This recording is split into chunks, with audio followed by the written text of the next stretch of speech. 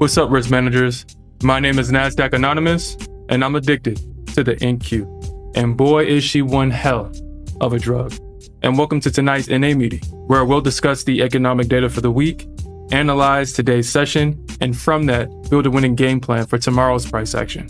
And if you haven't done so already, you can show your support by subscribing to the channel. And with that said, let's jump into the charts now.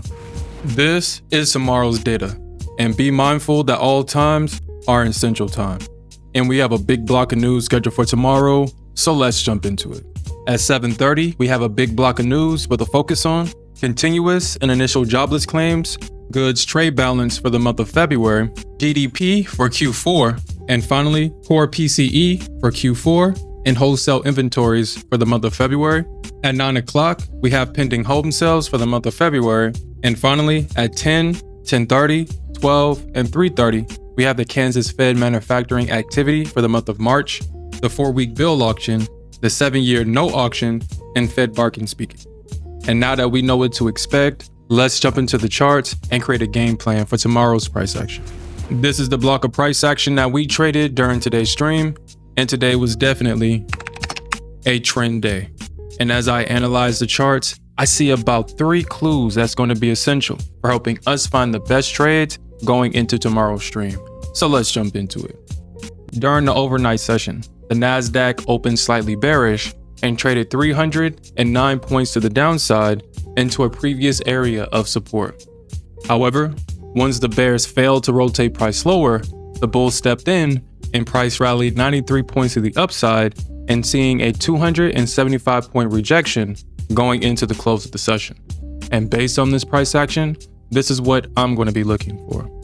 So, for my bullish thesis, if the bulls can regain their control overnight, then I'll be watching the reaction when price trades back within a range between 160 and 170. Because this is the range where the bears broke structure to the downside going into the close of yesterday's session. And I do expect for passive sell orders to be resting around this area to sell the retest.